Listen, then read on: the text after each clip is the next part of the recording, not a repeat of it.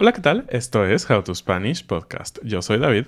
Yo soy Ana. En este episodio queremos hablar un poquito sobre el Spanglish. How to Spanish podcast is designed to help Spanish students improve their listening and vocabulary skills, and it's made possible thanks to our Patreon community. By joining the community, you can access the vocabulary guide and interactive transcript, bonus episodes, and monthly activities to practice your Spanish. If you would like to join the experience, go to patreon.com/howtospanishpodcast. Hola amigos, bienvenidos a un episodio de How to Spanish. Estamos de vuelta en el estudio después de que estuvimos fuera por el viaje de inmersión, el último viaje de inmersión de este año, de octubre 2025. Estamos muy contentos siempre de recibirlos. Muchas gracias al grupo que estuvo con nosotros y como siempre decimos, fue una semana increíble en donde aprendieron mucho español. Nosotros aprendemos de ustedes y nos encanta enseñarles nuestra ciudad y todo sobre México. Así que si estás interesado, por ahí ya están abiertos los lugares para 2026. Solo vamos a tener 2 grupos en el año, así que apúrate porque quedan ya algunos lugares solamente. Pero bueno, hablemos sobre Spanglish. Sí, para mí es un tema muy interesante porque la verdad es que siento que actualmente el español y el inglés no están separados. Siento que tienen una relación ahí de amor-odio, pero el punto es que están conectados de alguna manera. Fenómenos como la globalización, los viajes, pero particularmente la migración, han provocado que estos dos idiomas estén en contacto constante y en fricción constante, a la vez produciendo fenómenos lingüísticos nuevos. Y el español y el inglés, como dice Ana, no van a cambiar, digamos, esta relación, ¿no? Hoy en día es imposible pensar que los idiomas se van a mantener iguales.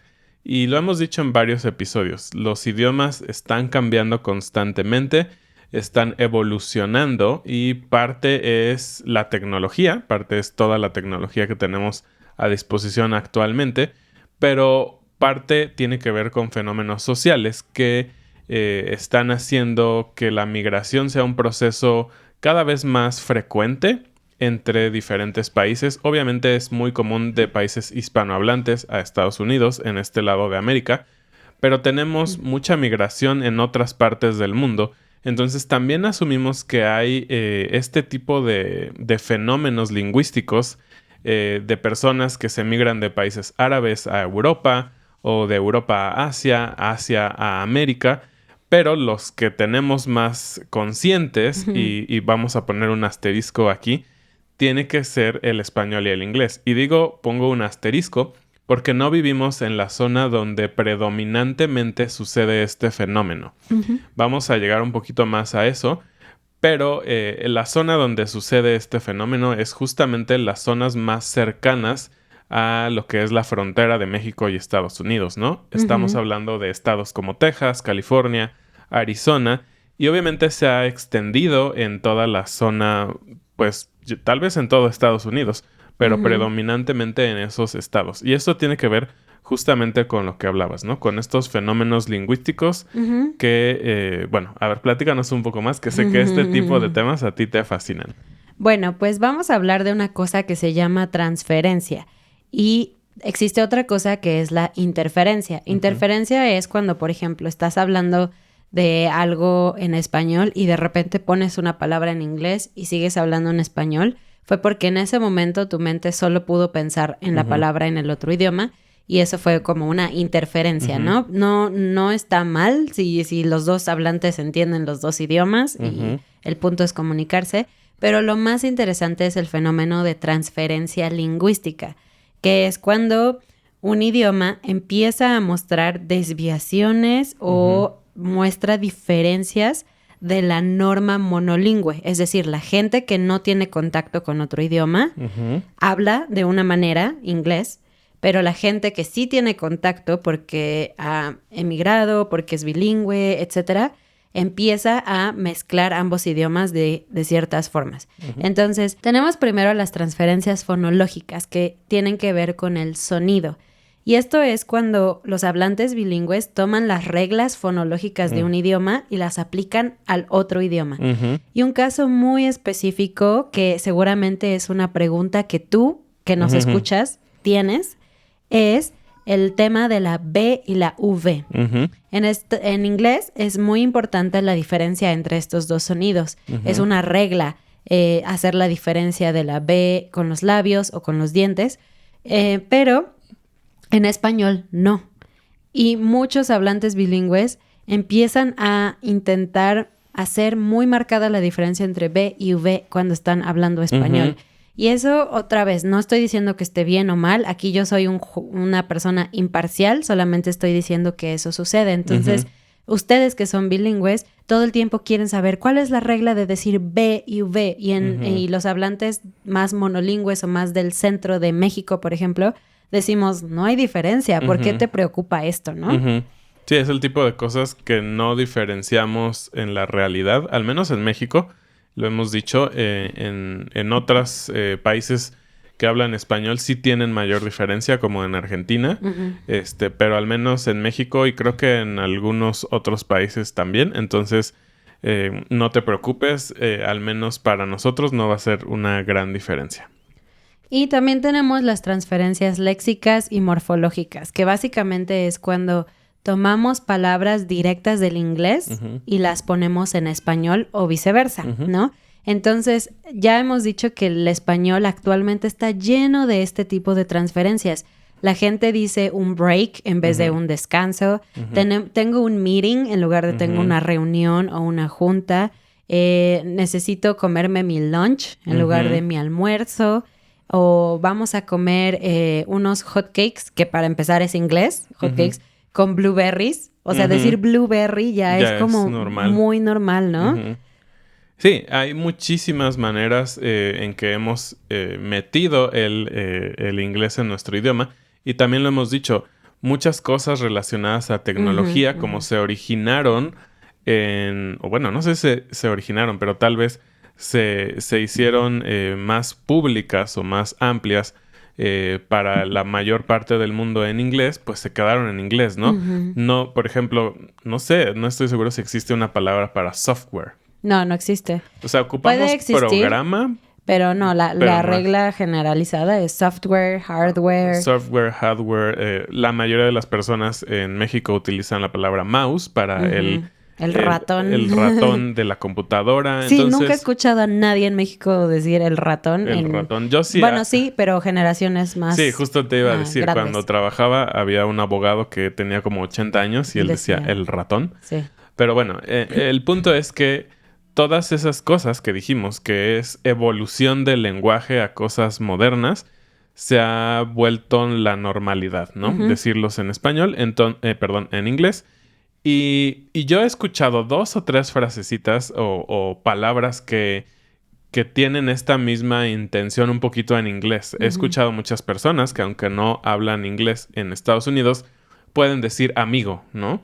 O estas frases como mi casa es tu casa es muy generalizada. Entonces, tal vez hay muchas más palabras de inglés en español que de español en inglés en, digamos, comunidades monolingües, como decíamos.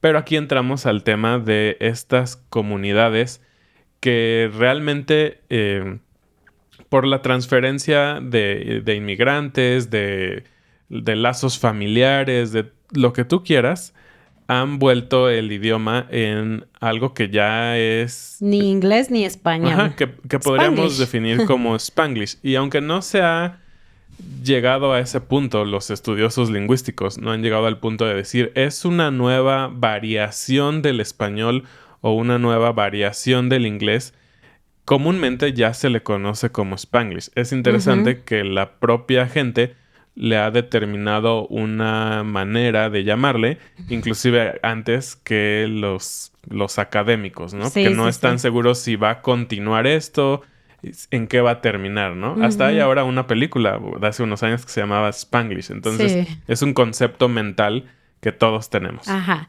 Y aquí sí es donde no decimos la palabra en inglés como meeting o blueberry, sino que es una mezcla de las dos. Por ejemplo, seguramente has escuchado troca. Troca es la mezcla de truck, del camión, que realmente queremos decir también camioneta.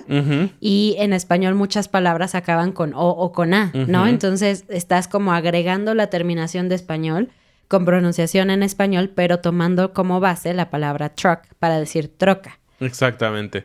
Y esto es muy común también en términos de personas.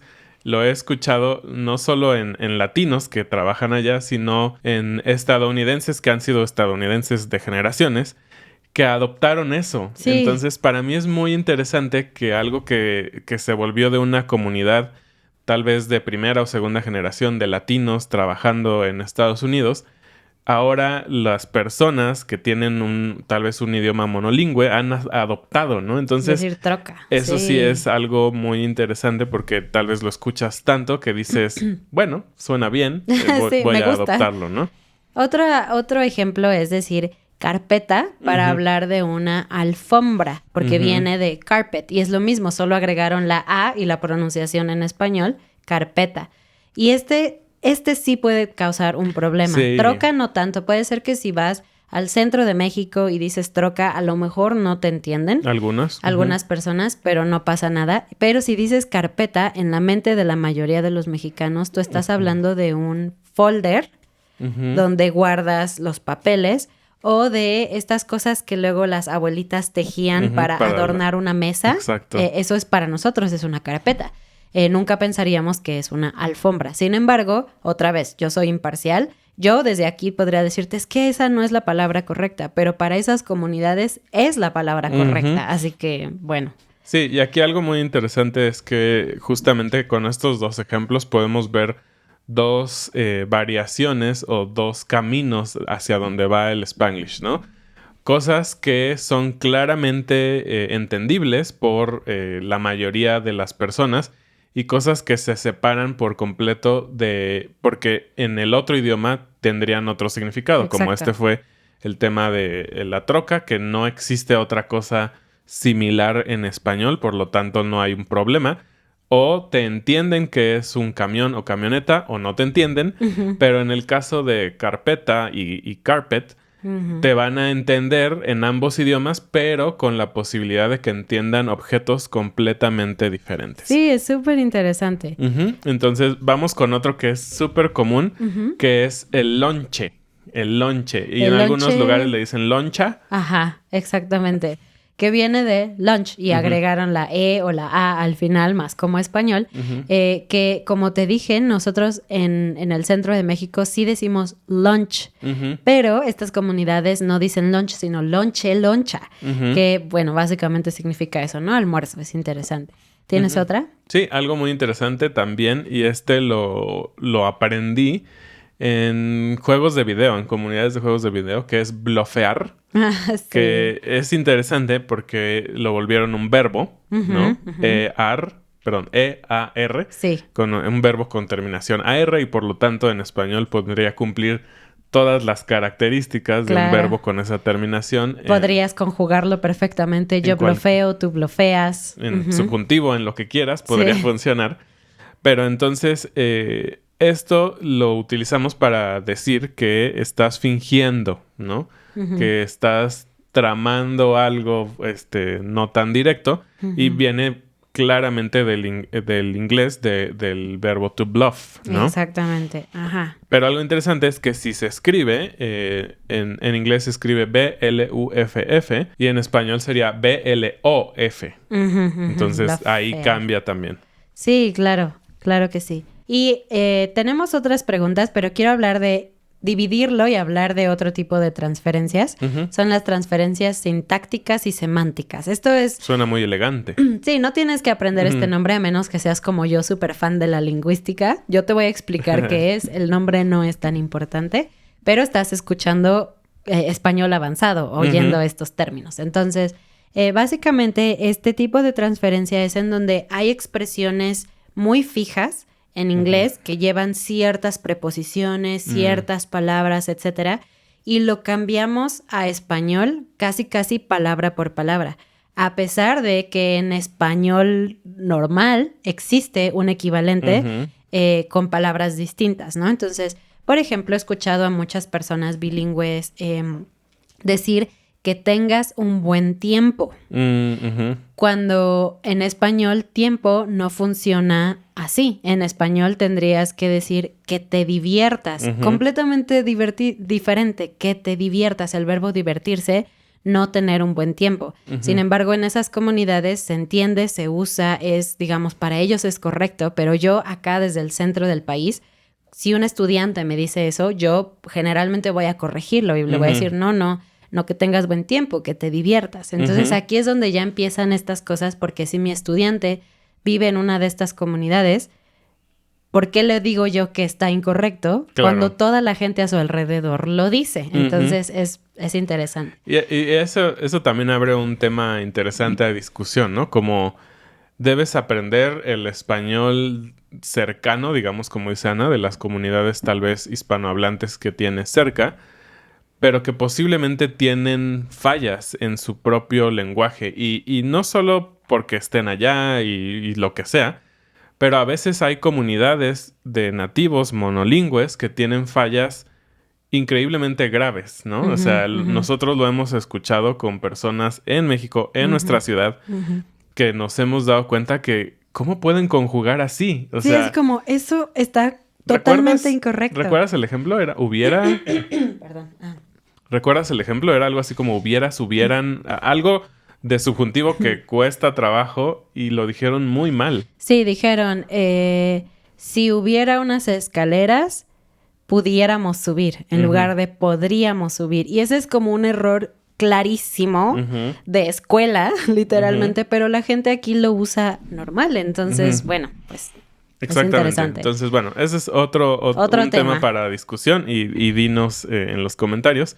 Pero hay una de este tipo de frases que lo he escuchado muchísimas veces y es muy impactante para mí cuando lo escucho, porque la primera vez que lo escuché dije, espérate, se equivocó.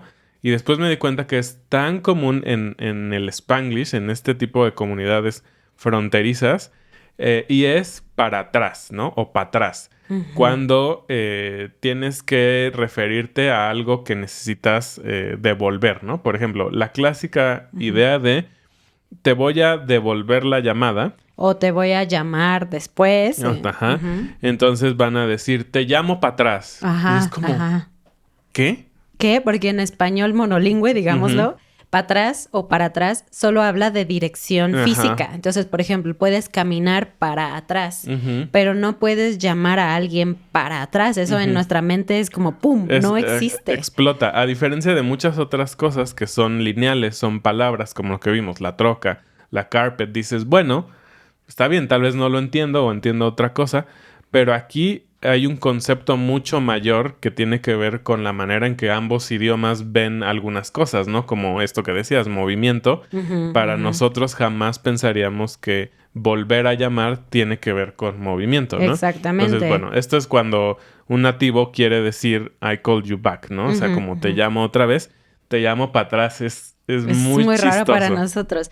Y hablando de para atrás también, otras opciones son enviar para atrás en lugar de devolver. Por ejemplo, si vas a la biblioteca y tomas prestado un libro, tienes que devolverlo, ¿no? Ese es el verbo específico. Pero hay gente que dice, vamos a enviar para atrás este libro. O, por ejemplo, también traer para atrás. Y para mí, traer para atrás no tiene sentido, porque traer para mí significa hacia adelante y para atrás para mí choca en mi cerebro y es como, es que eso no es posible, eso pero se no están existe. refiriendo como a bring someone back, ¿no? O bring something back. Y bueno, hay varias cosas así muy interesantes, pero algo que también es interesante de ver respecto al Spanglish es que el orden de las palabras puede jugar mucho, ¿no? Y sabemos que es uno de los temas que cuando eres principiante, sobre todo aprendiendo español, vas a batallar. Eso es un hecho. Porque, sobre todo hablando inglés, pues el orden de los adjetivos está volteado, ¿no? Y es muy común. Pero, entonces, en estas comunidades Spanglish, muchas veces cometen ese error de poner el adjetivo antes, ¿no? Claro. Es una diferente generación en lugar de es una generación diferente. Y aunque lo entendemos, aún así en los oídos de un hispanohablante no de esa zona va a generar cierto ruido, ¿no? Como, algo está Sí, como extraño. yo no hablo así, yo Ujú. pienso que es un error, ¿no? Y porque es Exactamente. lo que la regla en general. Pero quiero decir algo antes de decir más palabras solitas. Una cosa que sí puede ser considerada un error porque cambia por completo el significado. Ajá. Es la pregunta, ¿cómo te gusta? Cuidado, porque en inglés cuando le preguntas a alguien how do you like your coffee puede significar ¿quieres leche o te gusta? Está delicioso. Y en español eso no es posible. Si tú le dices a alguien ¿cómo te gusta el café? Un monolingüe o un mexicano no de la frontera te va a entender, pues con azúcar, con leche, o sea, ¿qué le pones a tu café? Nunca te va a responder, me gusta mucho, me encanta, porque para eso tú tendrías que preguntar, ¿qué tal? ¿Te gustó el café o está rico el café? Nunca puedes usar ¿cómo te gusta? O sea, eso no funciona para nosotros, no lo entendemos. Repito, si en tu comunidad lo usan, ok, pero tienes que estar consciente de que en otras partes del mundo hispanohablante no te van a entender. Diríamos que en la mayoría. En la mayoría. Recuerda que a veces estas cosas son excepciones dentro del lenguaje. Y por lo tanto, creo que vale la pena aprender las dos opciones, ¿no? Exacto. Y rápidamente te vamos a decir otras palabras, frases que encontramos que nos parecieron muy interesantes que han llegado a formar parte del Spanglish, ¿no? Como, por ejemplo, uno que por ahí alguien que estuvo en un viaje de inmersión nos mandó, que es aseguranza. Y esta es muy conocida y por lo que sé, inclusive los agentes de seguros en ciudades fronterizas y todo esto lo usan. Y para mí es como un profesional de esa área, ¿por qué usa mal una palabra? Pero bueno, es lo que decíamos. Funciona dentro de esa comunidad. Ajá. ¿Y qué es? Aseguranza es insurance. Ajá, viene de insurance, pero no existe esa traducción. No, realmente decimos el seguro. Seguro, o póliza de seguro. No existe en un medio oficial del lenguaje y por lo tanto yo creo que del norte del país hacia abajo muy probablemente no te van a entender. Entonces, si llegaras a tener un accidente manejando en México, en el centro o en el sur, y te piden o tú dices, aquí tengo mi aseguranza, van a quedarse con cara de... ¿Qué? Otra es decir guachar, con W, guachar, en lugar de ver o mirar. Typear, que se volvió también ya un Spanglish para escribir con... un teclado. Un teclado con tu celular.